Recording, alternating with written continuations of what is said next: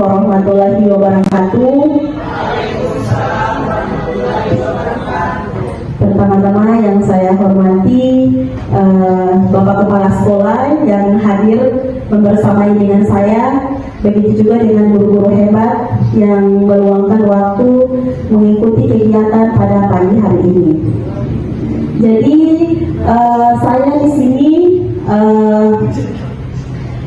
ingin mendenominasikan tugas sebagai saya calon guru penggerak angkatan 11, yaitu dengan tema menyebarkan pemahaman dan penerapan pengalaman budaya positif.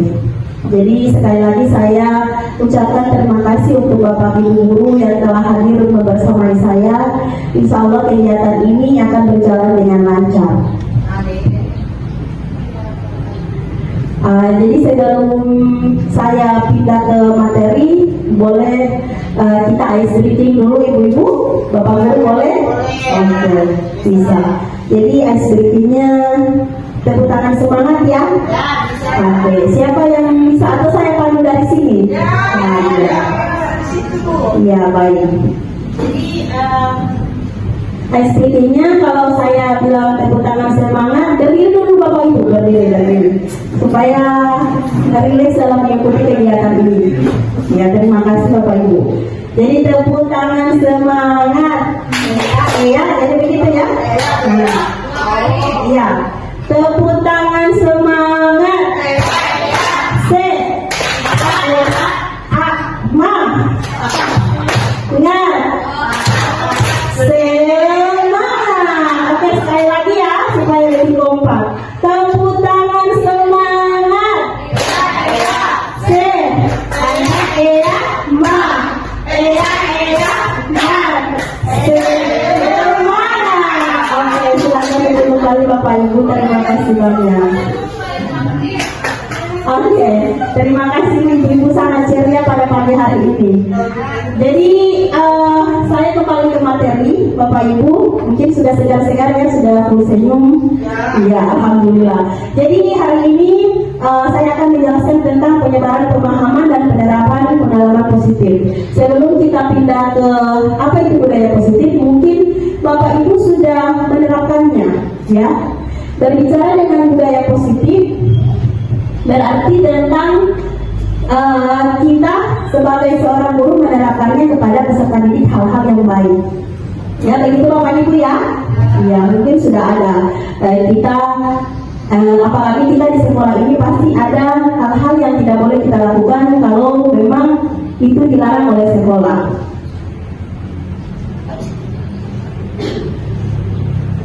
Nah, di sini konsep inti budaya positif bisa Bapak Ibu lihat. Di sini ada 8. Yang pertama dia perubahan paradigma. Nah, di sini miskonvensi tentang teori kontrol. Jadi ini adalah ilusi bagaimana seorang guru mengontrol murid. Ya, jadi sini kita ambil yang pertama, babak pertama, bahwa ilusi ini adalah semua perbuatan positif, efektif dan bermanfaat. Jadi mungkin Bapak Ibu bisa berhalusinasi ya bagaimana cara kita miskonvensi tentang teori kontrol ini. Yang kedua ini ilusi bahwa kritik dan rasa bersalah dapat menguatkan karakter. Sedangkan di sini terlihat bahwa ketika seorang guru mengkritik, anak itu akan tertekan. Ya, beda dengan gambar yang pertama.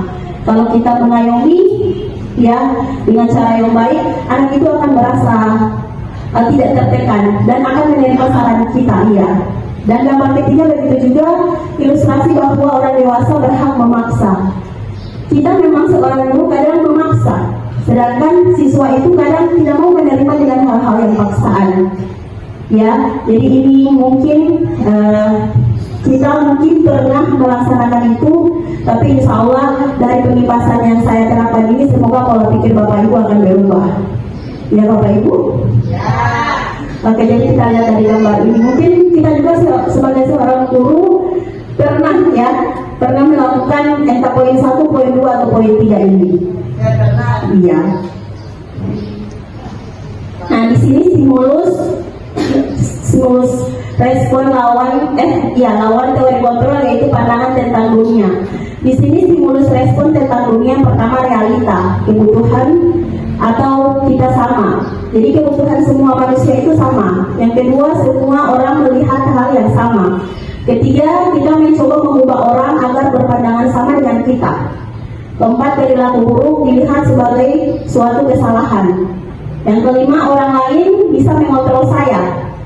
Lalu saya bisa mengontrol orang lain, dan pemaksaan ada pada saat bujukan gagal atau model berpikir menang atau kalah. Nah, di sini teori kontrol tentang dunia, di sini realita kebutuhan kita berbeda.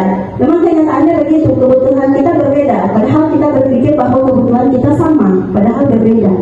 Di sini setiap orang memiliki gambaran yang berbeda.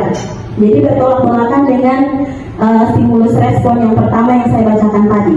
Kalau di sini kita berusaha memahami pandangan orang lain tentang dunia.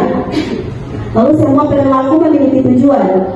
Lalu berikut hanya Anda yang bisa mengontrol diri Anda. Lalu di sini Anda tidak bisa mengontrol orang lain. Yang keenam, kolaborasi dan tensus menciptakan pilihan-pilihan baru dan model berpikir benang-benang. Jadi beda antara respon lawan teori kontrol ini dari pandangan tentang dunia. Nah, di sini disiplin positif. Disiplin positif ini berasal dari kata disiplina yang artinya belajar, yaitu disiplin mengacu pada disiplin diri yang memiliki tanggung jawab terhadap apa yang dilakukan berdasarkan nilai-nilai yang diyakini. Disiplin positif juga merupakan salah satu cara penerapan disiplin yang bertujuan untuk menumbuhkan kesadaran serta memberdayakan peserta didik tanpa imbalan, penghargaan, ancaman, atau hukuman. Sebagai seorang pendidik, tujuan kita adalah menciptakan peserta didik yang memiliki disiplin diri sehingga mereka berperilaku mengacu pada nilai-nilai kebijakan universal dan memiliki motivasi intrinsik dalam merubah perilaku ke arah. Oke, jadi saya jelaskan kembali. Yang motivasi perilaku manusia di sini ada 3. Yang pertama, untuk menghindari ketidaknyamanan atau hukuman. Yang kedua, untuk mendapatkan imbalan dan penghargaan dari orang lain. Yang ketiga, menjadi orang yang mereka inginkan dan menghargai diri sendiri dengan nilai-nilai yang mereka percaya. Biasa di sini kita sebagai seorang guru, anak-anak kalau kita kasih imbalan nantinya dia juga mengharapkan yang itu. Padahal secara garis besar bahwa seorang guru tidak boleh seperti itu. Nanti akan saya jelaskan tentang posisi bagaimana cara menerapkan jika ada masalah. Nah, di sini kebutuhan dasar manusia menurut Dr. William Glasser. Yang pertama, kebebasan, penguasaan, bertahan hidup, kasih sayang, dan terima kasih dan kesenangan.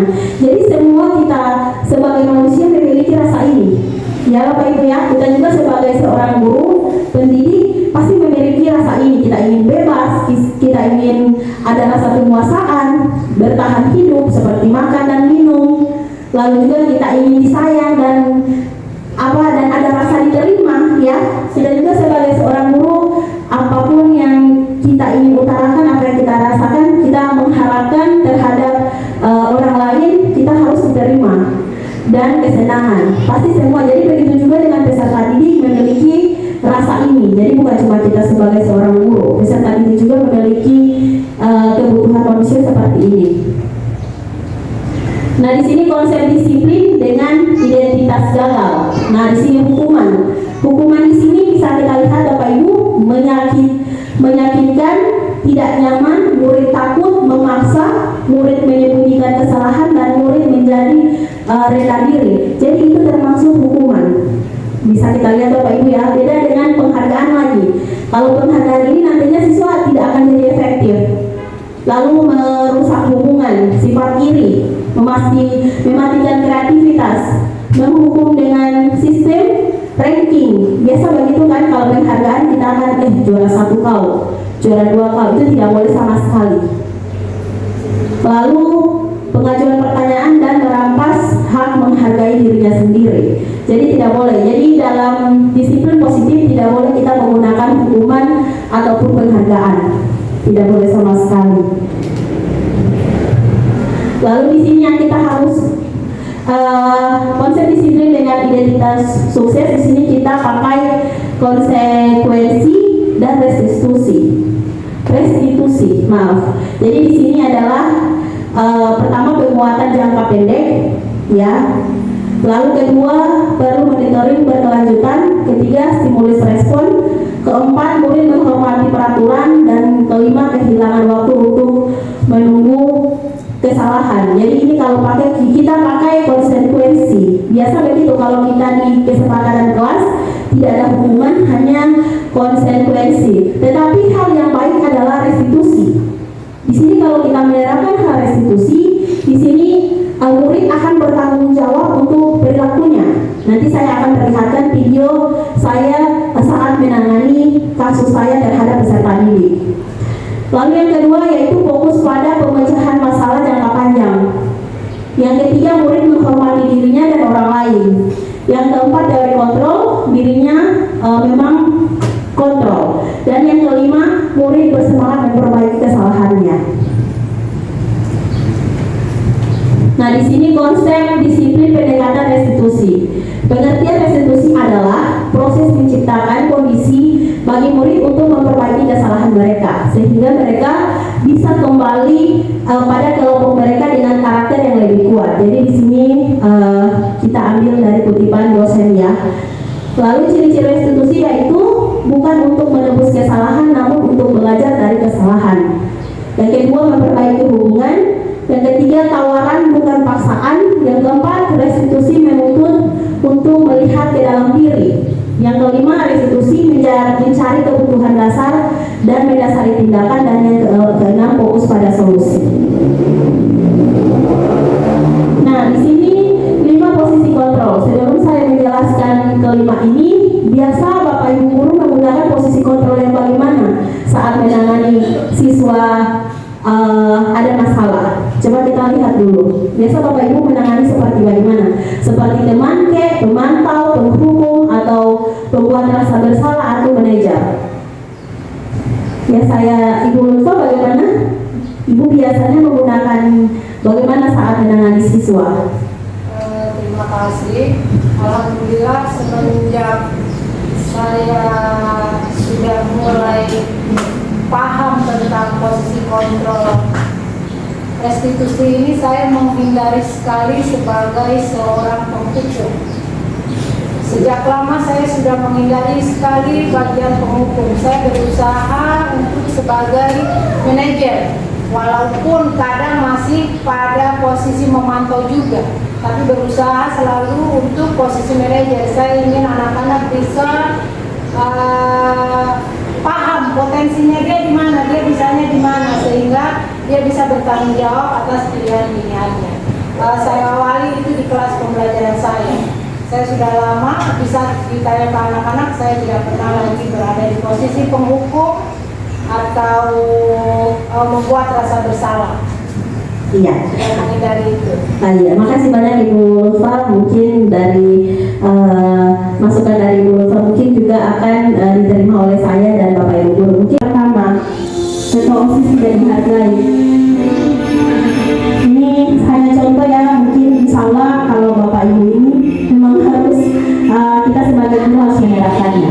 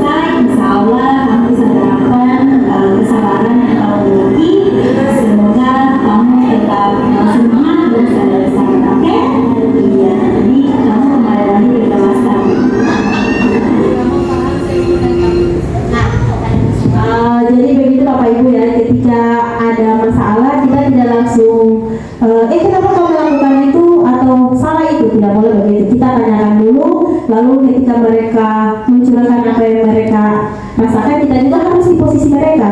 Oh iya, kalau itu seperti itu mungkin juga ibu akan bersifat seperti itu, bukan langsung menjudge bahwa kau salah.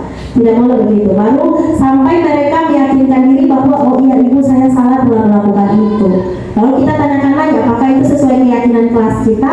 Pasti mereka akan menjawab tidak bu. Lalu bagaimana kamu akan menyelesaikan masalah ini? Nanti mereka akan menjawab semua kesalahan dari mereka. Begitu Bapak Ibu, bukan kita yang menjudge bahwa kau salah, kau harus begini, tidak, bukan seperti itu. Jadi kesadaran dari mereka sendiri akan muncul. Lalu juga untuk kesalahan ini mungkin memerlukan jangka yang panjang, akan mereka ulangi kesalahan yang sama karena mereka sudah dari hati mereka bahwa oh iya ini salah, saya harus minta maaf kalau memang saya tidak dihargai. Begitu ya. Kalau kita dengan hukuman nantinya cuma hukuman.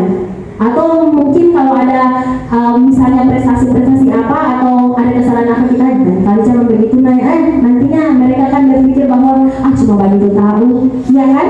Atau cuma hukuman atau cuma begini, tidak boleh. Tapi kalau memang dari kesadaran dari mereka sendiri, insya Allah kesalahan itu mungkin akan terjadi lagi, tapi dengan jangka yang panjang, bukan dalam jangka yang dekat. Begitu Bapak Ibu ya.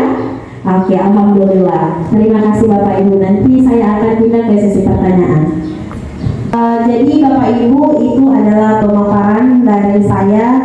Saya berharap bahwa semoga Bapak Ibu guru bisa menerapkan posisi manajer yang saya sudah sampaikan tadi, dan semoga Bapak Ibu guru bisa menerapkannya bisa secara universal di dalam sekolah maupun di luar ya Bapak Ibu. Apalagi kita sebagai seorang pendidik adalah panutan ya atau contoh terhadap peserta didik. Jadi sekian dari saya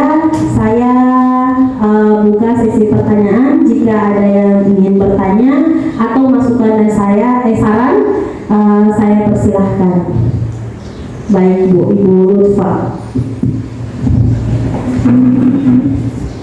Baik, assalamualaikum warahmatullahi wabarakatuh. Waalaikumsalam warahmatullahi wabarakatuh. Alhamdulillah, hari ini saya mengucapkan terima kasih karena kita mendapatkan pemahaman baru terkait budaya positif yang sebaiknya kita lakukan di sekolah. Nah, selama ini setelah mendengar paparan yang telah disampaikan, ternyata masih banyak sebagian perilaku kita atau tindakan kita sebagai seorang guru masih belum mengindikasikan bahwa penerapan budaya positif.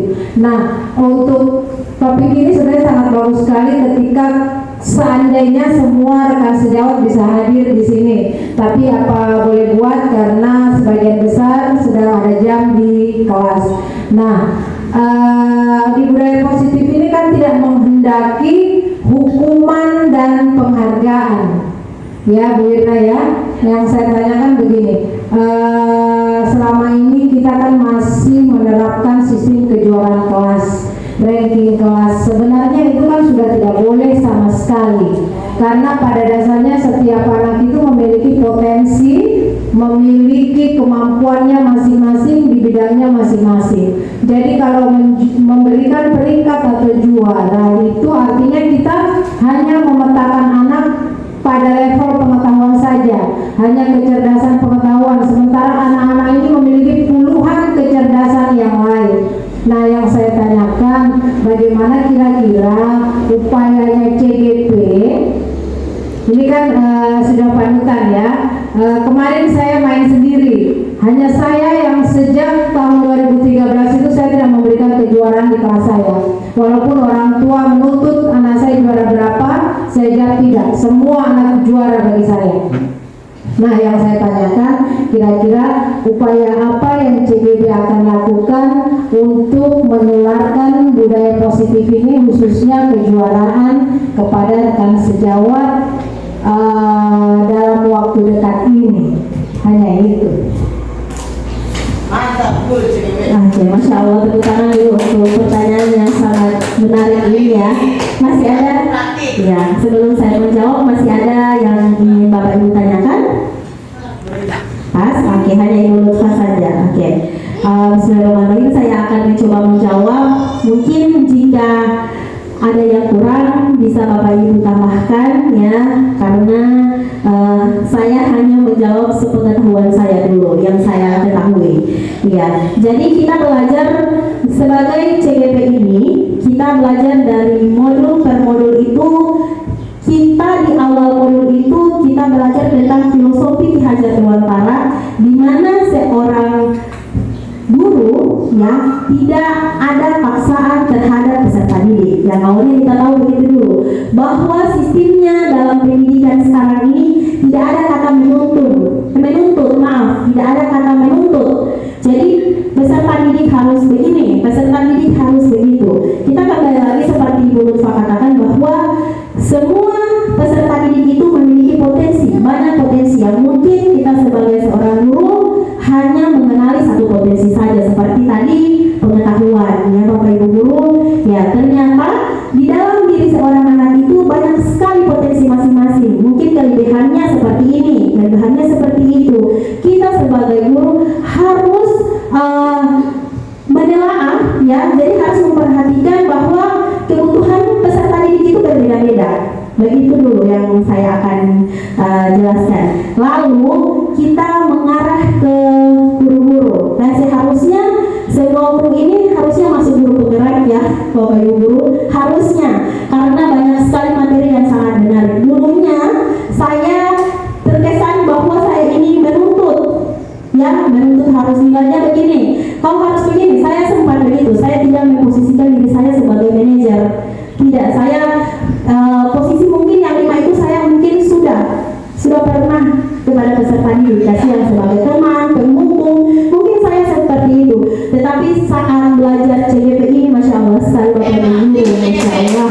Jadi semoga Bapak Ibu guru ini dengan sedikit saya undang, mungkin ada sedikit Bapak Ibu guru akan terbuka hati, tergerak ya, tergerak, Masya Allah sekali. Karena kita di sini gampang sekali CGP itu, kita sebagai seorang guru berarti kita hanya sebagai panutan saja, tidak ada paksaan. Harus begini, harus begitu, harus begitu, tidak. Kita main santai, tetapi tujuannya hanya peserta didik. Jadi kita itu hanya menghamba terhadap mereka, bukan kepada kita. Kita jangan suruh-suruh ikut mau, tidak Bapak Ibu guru. Kita yang harus ikut mau mereka. Begitu kalau sistemnya saya belajar kemarin guru penggeraknya, tapi insya Allah ini juga salah satu tugas kita sebagai guru penggerak. Ini adalah tugas saksi nyata saya, dan semoga apa yang saya terapkan ini bisa Bapak Ibu terapkan juga, Masya Allah. Jadi saya mengarah ke pertanyaan, insya Allah sebenarnya memang saya mengambil kesempatan ini saat di hari Jumat di kegiatan kita ya, cuma karena mengingat waktu jadi saya ambil di hari ini, dan saya ucapkan banyak terima kasih banyak buat Bapak Ibu guru. Dan untuk saya sebagai CGP ini mungkin sangat berat yang saya pikul ya, karena mungkin hanya saya yang mohon maaf, bukan berarti saya melebihi atau apa, bukan begitu Bapak Ibu, cuma mungkin pola pikir Bapak Ibu yang sangat berbeda. Tetapi saya sebagai guru penggerak tidak akan patah semangat ya, akan terus berusaha bahwa perbedaan itu tidak perlu lagi ya, begitu Bapak Ibu. Jadi mungkin saya mungkin harus bekerja lebih lagi untuk berkolaborasi dengan Bapak Ibu guru bahwa jadi Bapak Ibu sekian dari saya, mungkin itu pemaparan. Semoga dengan pemaparan yang mungkin kurang lebih 1 jam ini ya, insya Allah bisa diterapkannya seumur hidup untuk Bapak Ibu guru ya, apalagi kita sebagai seorang guru. Oke, terima kasih dari saya. Mohon maaf jika ada kekurangan. Saya sebagai manusia biasa yang umatnya Nabi Muhammad, berarti memang tak luput dari kesalahan. Oke, assalamualaikum warahmatullahi wabarakatuh. Waalaikumsalam warahmatullahi wabarakatuh.